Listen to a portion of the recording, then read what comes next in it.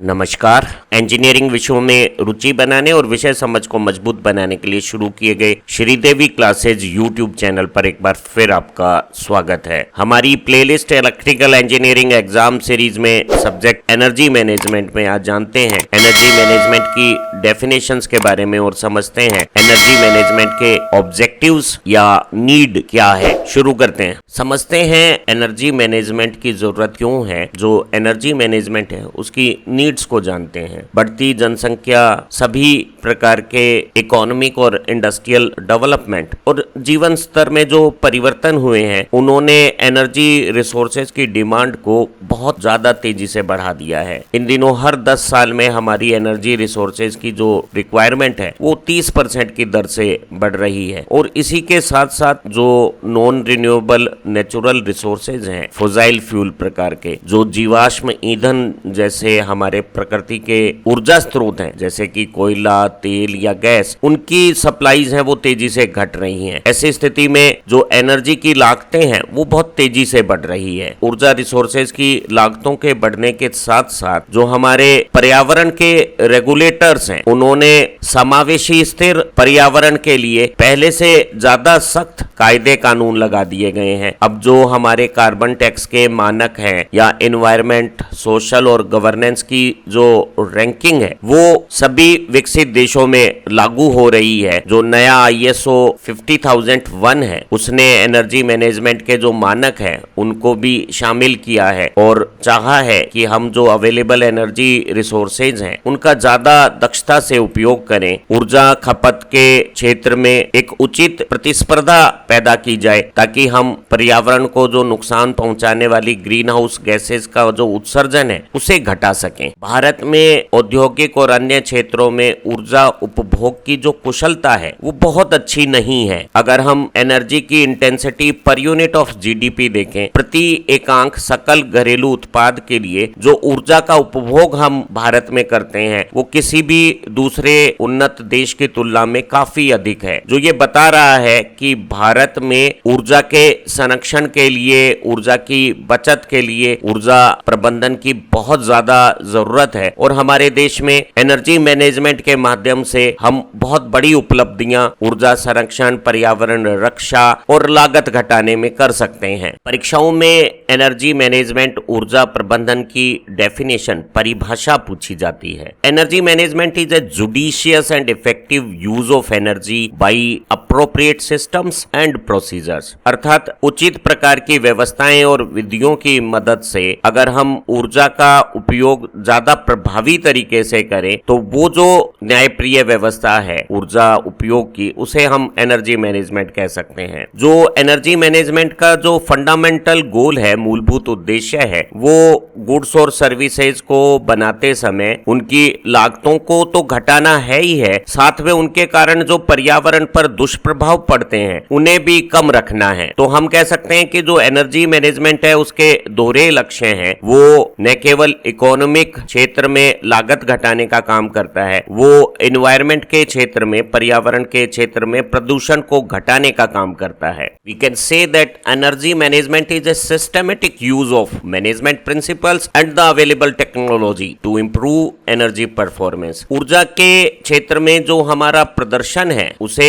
सुधारने के लिए प्रबंधन के जो सिद्धांत हैं और जो टेक्नोलॉजी की उपयोगिता है उसका व्यवस्थित रूप से उपयोग करना ऊर्जा प्रबंधन है। एक अच्छे ऊर्जा प्रबंधन के लिए जो किसी इंडस्ट्री या ऑर्गेनाइजेशन में हम चाहते हैं वहां सबसे ऊपरी स्तर का जो प्रबंधन है उसका कमिटमेंट बहुत ज्यादा जरूरी है। अगर प्रबंधन के उच्चतम स्तर पे ऊर्जा प्रबंधन का उत्तरदायित्व लिया जाएगा तो इससे जितने भी वरिष्ठ मैनेजर्स हैं उनसे ऊर्जा प्रबंधन के कार्य में पहल प्राप्त होगी, सहमति आएगी और कार्य तेजी से आगे बढ़ेगा। उच्च स्तर के प्रतिबद्धता से पूरी ऑर्गेनाइजेशन में जो ऊर्जा प्रबंधन के विचार है, मामले हैं, इश्यूज हैं, उनकी विजिबिलिटी बढ़ेगी। सभी को ये बातें साफ दिखेगी कि ऊर्जा प्रबंधन क्यों आवश्यक है। अगर उच्च प्रबंधन ऊर्जा प्रबंधन के लिए उत्तरदायी बनेगा तो ऊर्जा प्रबंधन के लागू करने में जो मोटिवेशन की जरूरत है वो आसानी से प्राप्त हो जाएगा और ऑर्गेनाइजेशन में जो मानवीय और वित्तीय रिसोर्सेज ऊर्जा प्रबंधन के लिए आवश्यक हैं वो भी बहुत सहजता से प्राप्त हो जाएंगे। तो किसी भी कंपनी या ऑर्गेनाइजेशन में ऊर्जा प्रबंधन की सफलता के लिए सबसे ज्यादा महत्वपूर्ण है हाई लेवल का जो मैनेजमेंट है उसका कमिटमेंट। किसी उद्योग, संगठन, संस्थान या अन्य स्थान पर ऊर्जा प्रबंधन को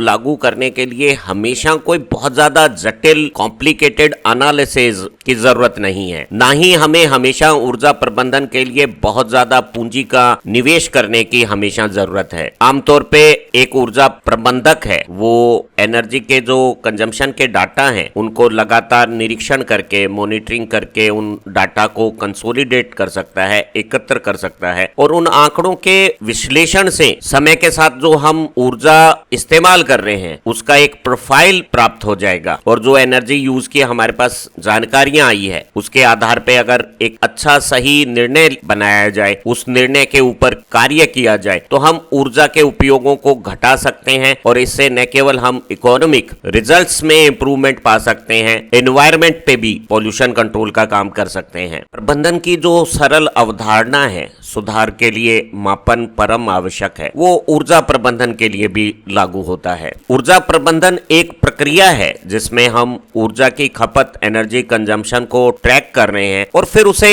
ऑप्टिमाइज करने की कोशिश कर रहे हैं। हम कह सकते हैं कि जो ऊर्जा प्रबंधन है वो एक लूप प्रोसेस है, सतत किया जाने वाला कार्य है जिसमें हम कंपनी के टॉप मैनेजमेंट के कमिटमेंट के बाद ऊर्जा उपभोग के आंकड़ों को इकट्ठा करके एनर्जी यूज को समझते हैं और फिर जो आइडेंटिफाइड एनर्जी सेविंग अपॉर्चुनिटीज आ जाती हैं उन पर प्लानिंग से, ऑर्गेनाइज तरीके से काम करके इम्प्लीमेंटेशन करते हैं और इस एक्ट को फिर हम बार बार वेरीफाई करते हैं, मॉनिटरिंग करते हैं और जो रिपोर्ट्स आती हैं आउटपुट और इनपुट से रिलेटेड उनके आधार पे जो ट्रैकिंग रिजल्ट्स हैं उससे मॉडिफाई करके यही लूप प्रोसेस कंटिन्यू चलाकर ऊर्जा मैनेजमेंट की जो साइकिल है उसे पूरा करते हैं। परीक्षाओं में एनर्जी मैनेजमेंट का जो चक्रीय विधि है, एनर्जी प्रबंधन की प्रक्रिया है या करने के तरीके हैं, इनके बारे में प्रश्न पूछा जा सकता है। तो टॉप मैनेजमेंट के कमिटमेंट के बाद हम लगातार जो एनर्जी संबंधी आंकड़े हैं, जो मापन से एनर्जी कंजम्पशन की जानकारी आ रही है उसे कलेक्ट करते हैं और सिस्टमेटिकली एनालाइज करते हैं और इस एनालिसिस से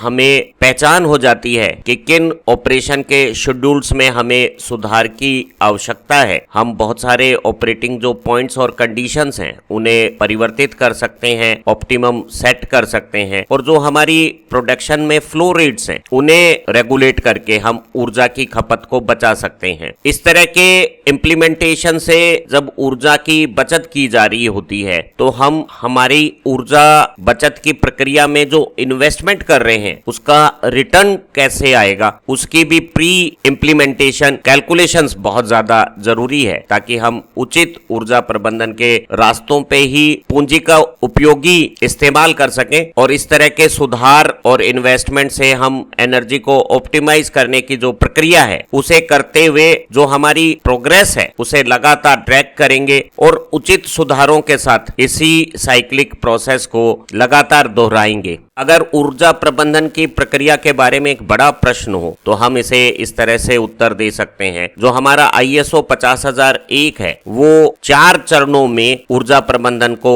समझाता है और ये 4 साइक्लिक प्रोसेस के जो स्टेप्स हैं वो हैं प्लान, डू, एक्ट और चेक। ये अक्सर हमारे सामान्य प्रबंधन की भी रणनीति होती है और वही रणनीति हम ऊर्जा प्रबंधन, एनर्जी मैनेजमेंट के लिए भी इस्तेमाल कर सकते हैं। पहली स्टेप में हमें आंकड़ों को इकट्ठा और विश्लेषण करना है और ये जो ऊर्जा के आंकड़े हैं वो हमारी ऊर्जा की जो खपत है अलग अलग प्रकार की, जैसे इलेक्ट्रिसिटी या फ्यूल की, उनके जो मंथली यूटिलिटी कंजम्पशंस के बिल्स आ रहे हैं, अगर हमने कोई मैनुअल मीटर्स लगा रखे हैं तो उन मीटर की रीडिंग्स को निरीक्षण करके हमें ये एनर्जी डाटा प्राप्त हो सकते हैं। आजकल हमारे यहाँ हम micro controller based smart meters इस्तेमाल करते हैं जो स्वचालित व्यवस्था से कंप्यूटर नेटवर्क में एनर्जी कंजम्पशन कंजम्पशन के डाटा को दे सकते हैं। जब हम इस तरह के आंकड़े इकट्ठे करते हैं तो इन आंकड़ों में किस समय किस कार्य क्षेत्र में कितना कार्य करते समय जो एनर्जी की खपत हुई है उसका कोरिलेशन वहां स्पष्ट होना चाहिए। जो स्मार्ट मीटर्स हैं उनके साथ हम डेडिकेटेड डिजाइन्ड सॉफ्टवेयर को इस्तेमाल कर सकते हैं और इस तरह के आंकड़ों का विश्लेषण ज्यादा सहजता से सॉफ्टवेयर की मदद से किया जा सकता है। यहाँ ये बात समझने की जरूरत है कि हमें एक इंडस्ट्री या संस्थान में सभी प्रकार के ऊर्जा आंकड़ों की पड़ताल करने की जरूरत नहीं है। अक्सर हमारे 1/5 जो फंक्शंस हैं, 20% जो हमारी एक्टिविटीज हैं जो ज्यादा एनर्जी इंटेंसिव है, वही पूरी एनर्जी खपत का 80% से भी ज्यादा अमाउंट एनर्जी कंज्यूम कर लेती हैं। तो ऐसी स्थिति में वो जो ज्यादा स्ट्रेटेजिक, महत्वपूर्ण और अधिक उपभोग वाले जो ऊर्जा उपयोग हैं उन्हीं पर हमें नियंत्रण और मीटरिंग पर ज्यादा ध्यान देना चाहिए। ऊर्जा प्रबंधन की प्लानिंग स्तर पर सबसे महत्वपूर्ण जो स्टेप है वो एनर्जी कंजर्वेशन अपॉर्चुनिटीज की पहचान करना है, ईसीओज को छांट लेना है। जब हम ऊर्जा आंकड़ों में इन्वेस्टिगेशंस करते हैं, उनकी दूसरी ऊर्जा खपत से तुलना, कंपैरिजंस करते हैं, तो उस विश्लेषण से हमें वो जो जरूरी जानकारी है कि हम कहाँ ऊर्जा का उपभोग अधिक मात्रा में या अत्यधिक कर रहे हैं वो मालूम हो जाएगा और इससे हमारी जो वेस्टफुल एप्लीकेशंस हैं उनकी पहचान हो जाएगी। इन दिनों हमें बहुत सारे एनर्जी मैनेजमेंट के सॉफ्टवेयर सॉल्यूशंस भी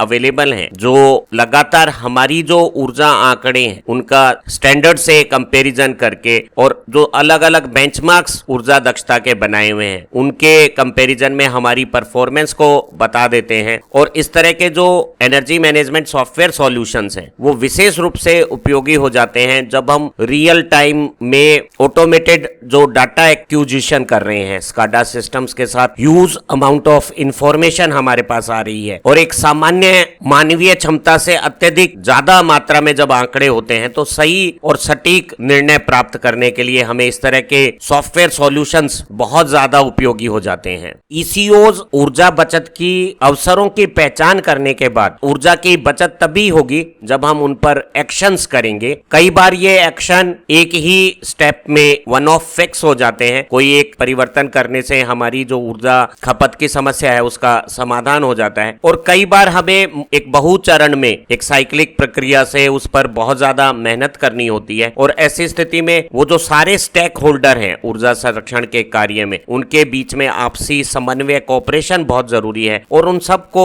इस कार्य के प्रति जिम्मेदारी की भावना पैदा करना, परसुएशन करना भी ऊर्जा प्रबंधन के लिए आवश्यक है। एक उद्योग, संस्थान या इकाई में ऊर्जा संरक्षण के प्रति एक सकारात्मक और सहयोगात्मक रवैया बनाना बहुत ज्यादा जरूरी है। अगर सभी लोग ऊर्जा संरक्षण के लिए स्वीकृति देंगे, एग्रीमेंट रखेंगे, समस्या को समझने की कोशिश करेंगे तो हमारी जो ऊर्जा संरक्षण की कार्य व्यवस्था है उसमें मोमेंटम, तेजी आ जाएगी और हम जो ऊर्जा प्रबंधन की दोनों आवश्यकताएं हैं, लागतों के घटाने, ऊर्जा कंजम्पशन को घटाने और पर्यावरण की रक्षा करने के कार्यों में सफलता प्राप्त कर पाएंगे। ऊर्जा संरक्षण के लिए सबसे सरल और सबसे ज्यादा कॉस्ट इफेक्टिव जो तरीका है वो वॉक थ्रू ऑडिट है और उससे जो एनर्जी सेविंग की अपॉर्चुनिटीज आती हैं उन पर हम अक्सर या तो बहुत मामूली सा या कई बार बिना किसी कैपिटल इन्वेस्टमेंट के भी 10% तक ऊर्जा खपत में बचत प्राप्त कर सकते हैं। इस तरह के कदम किसी भी कार्य को खत्म करने के बाद पावर इक्विपमेंट्स को स्विच ऑफ करने की रणनीति हुई, जो हमारे टाइमर और जो कंट्रोल की सेटिंग्स है उसमें करेक्शंस करना, जो रूटीन में हमारे वेस्टेज होते हैं, लीकेज होती हैं, इंसुलेशन में जो डैमेजेस हैं उनके रिप्लेसमेंट्स हैं, इनएफिशिएंट इक्विपमेंट में परिवर्तन है, प्रक्रियाओं में कुछ सुधार है, लूज बेल्ट पुलीज को टाइट करने की बातें हैं, प्रॉपर लुब्रिकेशन, मेंटेनेंस और सेटिंग्स की बात है, उनसे हम अच्छी खासी मात्रा में ऊर्जा की बचत कर सकते हैं। ऊर्जा संरक्षण अपॉर्चुनिटीज पर एक्शंस के बाद जो हमारी प्रोग्रेस हुई है उसकी ट्रैकिंग और सतत लगातार इंप्रूवमेंट बहुत ज्यादा जरूरी है। हमने जितने भी कार्य और प्रोसेस इंप्लीमेंट किए हैं ऊर्जा बचत के लिए उन्हें हम एक निर्धारित समय अंतराल में ट्रैक करेंगे और ऐसी स्थिति में हमारे सामने कुछ नई समस्याएं आ सकती हैं, कुछ पुरानी समस्याएं वापस भी प्राप्त हो सकती हैं और उन सभी का समाधान हमें सतत प्रक्रिया के अनुसार करना होगा, तभी हमारी जो एनर्जी ऑप्टिमाइजेशन की इनिशिएटिव है उसकी सक्सेस इंश्योर रहेगी। अगर हम ट्रैकिंग की जो ये प्रक्रिया कर रहे हैं, मॉनिटरिंग कर रहे हैं, उसमें एक बहुत बड़ी अबनॉर्मलिटी अगर हमें दिखती है तो उस पर तेजी से प्रतिक्रिया करते हुए आवश्यक सुधार करना भी अत्यंत आवश्यक है। कई बार हमारी जो सेट पॉइंट में सेटिंग्स है या प्रोसेस में परिवर्तन है वो सही की बजाय गलत अगर दिशा में जा रहा है तो ट्रैकिंग से वो तुरंत मालूम हो जाएगा और ऐसी अबनॉर्मलिटी को अगर हम बहुत तेजी से तत्काल अगर ठीक कर लेते हैं तो हमें जो ऊर्जा बचत कार्य है उसमें सफलता मिलती है। एक व्यवस्थित ऊर्जा प्रबंधन है वो लगातार प्रदर्शन की रिपोर्ट्स का निरीक्षण करता है और सही समय पे सही चेतावनियां भी उपलब्ध करा देता है। आदर्श रूप में एक एनर्जी मैनेजमेंट है वो एक सतत होने वाली क्रिया है जो हमेशा नए ऊर्जा बचत के अवसरों की पहचान कर लेती है, सारी व्यवस्था को उसमें इंगेज कर लेती है और फिर उस एक्शंस पर जो उपलब्धियां आती हैं, प्राप्तियां आती हैं, उनको ट्रैक करके जो आवश्यक सुधार है उन्हें सजेस्ट करके इस ऑनगोइंग एनर्जी मैनेजमेंट प्रोसेस को कंटिन्यू रखती है। तो हम कह सकते हैं कि जो ऊर्जा प्रबंधन है वो एक प्रक्रिया है जिसमें हम ऊर्जा आंकड़ों की मॉनिटरिंग करके एक्शन और कंट्रोल करके ऊर्जा की बचत करते हैं। हम किसी उद्योग, संगठन या संस्था में ऊर्जा के रूप में अनेक प्रकार के स्रोतों का इस्तेमाल करते हैं। Mechanical prime mover, heating, ventilation, air conditioning, lighting वगैरह के लिए हम सबसे सुगम ऊर्जा स्रोत इलेक्ट्रिसिटी का इस्तेमाल कर सकते हैं। हम फ्यूल के तौर पे कोल, गैस इनका इस्तेमाल कर सकते हैं, ऑयल का इस्तेमाल कर सकते हैं। हमारी प्रक्रियाओं में हमें वाटर की भी आवश्यकता होती है, दूसरे तरह के भी हम रिसोर्सेज फ्यूल या नेचुरल इस्तेमाल करते हैं और इन सब के आंकड़ों को जब हम इकट्ठा करके और इस्तेमाल करते हैं तो जो प्रोसेस है हमारा मॉनिटरिंग, कंट्रोलिंग का, उससे ऊर्जा को बचत की जा सकती है। और जो हमारा क्रिया है वो है प्लानिंग के बाद हम एक्शन करेंगे और उस एक्शन का लगातार मॉनिटरिंग करके, चेकिंग करके हम दोबारा सुधार करेंगे और ये जो प्लान, डू, चेक, एक्ट की जो साइकिल है वो हमारे लिए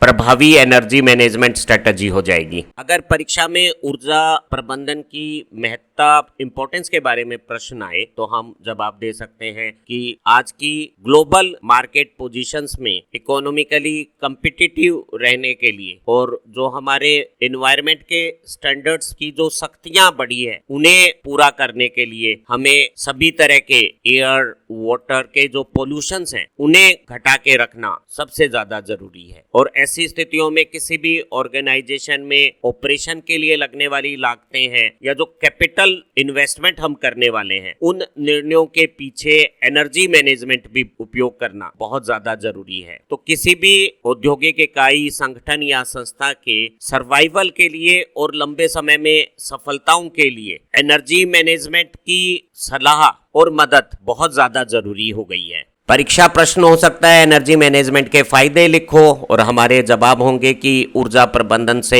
लागत घटती है। किसी भी निर्माण प्रक्रिया में जो सभी प्रकार की ऑपरेटिंग कॉस्ट होती है उसमें एक बड़ा हिस्सा, वो 15% से लेकर 50% तक कुल लागत का आधा हिस्सा भी ऊर्जा के रूप में हो सकता है। और अगर हम एनर्जी कंजम्पशंस को ऊर्जा प्रबंधन की मदद से घटा लेते हैं तो हमारी कंपनी की लागतें घटकर प्रॉफिटेबिलिटी बढ़ेगी। ऊर्जा प्रबंधन कार्बन का जो एमिशन हम फॉसिल फ्यूल को यूज करके करते हैं उसे घटा सकता है और हम पूरे वैश्विक स्तर पे जो पर्यावरण को नुकसान पहुंच रहे हैं उन्हें रोककर जो हमारी समावेशी स्थिर विकास की जो अवधारणा है उसे पूरा कर सकते हैं। एक अच्छा एनर्जी मैनेजमेंट व्यापार में जो हमारी रिस्क्स होती हैं उन्हें घटा सकता है। अगर हम एनर्जी कंजम्पशंस को घटा देंगे, एनर्जी लागतों पे हमारी डिपेंडेंसी कम हो जाएगी, तो एनर्जी कॉस्ट में अगर बहुत बड़ा वेरिएशंस भी होता है तो भी हमारी प्रॉफिटेबिलिटी पे बहुत ज्यादा खतरे नहीं आएंगे। ध्यान रहे, जब हम ऊर्जा दक्षता कार्यक्रम चलाते हैं तो हम कार्य क्षेत्र में अच्छी हाउस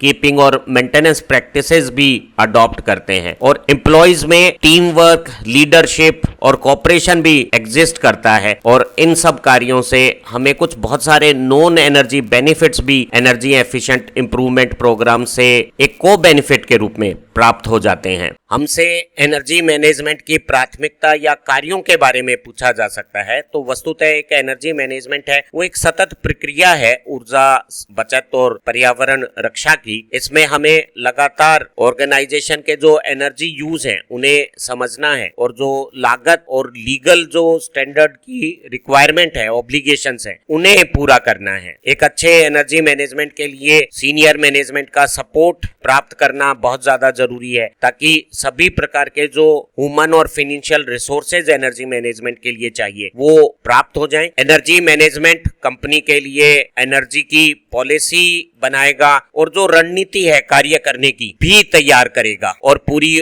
ऑर्गेनाइजेशन में जो एनर्जी मैनेजमेंट का कार्य है उसे एग्जीक्यूट करेगा, मॉनिटर करेगा और सुधार करके सतत जो हमारा साइक्लिक एनर्जी मैनेजमेंट कार्य है उसे सफलता देगा। उम्मीद है आज की इस लर्निंग वीडियो से आप एनर्जी मैनेजमेंट की डेफिनेशन, ऑब्जेक्टिव्स, नीड्स और प्रोसेस इससे संबंधित परीक्षा प्रश्नों का बहुत प्रभावकारी तरीके से आंसर दे पाएंगे। और एनर्जी मैनेजमेंट एक सुंदर और सरल विषय है, उसकी अगर बेसिक थीम आप समझ लेते हैं तो परीक्षा में सभी तरह के रिलेटेड प्रश्न को आप एड्रेस कर पाएंगे। आप परीक्षाओं में अच्छा प्रदर्शन भी करेंगे और प्रोफेशनल लाइफ में भी सक्सेसफुल बनेंगे। इन्हीं कामनाओं के साथ फिर मिलते हैं एक नई लर्निंग वीडियो के साथ। Thank you very much.